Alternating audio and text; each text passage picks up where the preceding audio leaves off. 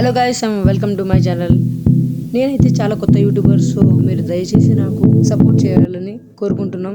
ఈరోజు అయితే ఈ వీడియోలో నేను కాపీ అండ్ పేస్ట్ ఎలా చేయాలో నేర్పిపోతున్నాను. ఇంకా లేట్ చేయకుండా వీడియోని అయితే స్టార్ట్ చేసేద్దాం.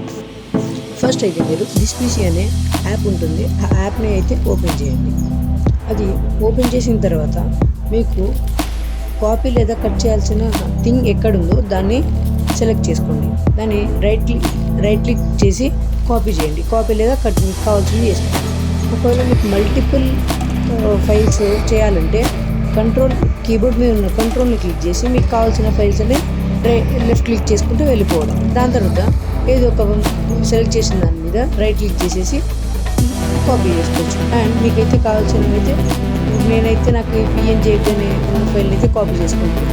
ముందుకు మీకు ఏడైతే పే చేయాలో ఆ ఫైల్ ఓపెన్ చేయాలి. నేనైతే ఆ ఫైల్ డాక్యుమెంట్స్ అయితే పే చేద్దామనుకున్నాను, సో నేను అది ఓపెన్ చేశాను అండ్ పే చేశాను.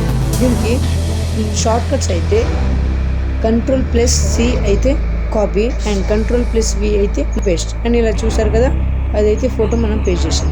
And thank you. మరిన్ని వీడియోస్ కోసం లైక్ చేయండి, షేర్ చేయండి, సబ్స్క్రైబ్ చేయండి.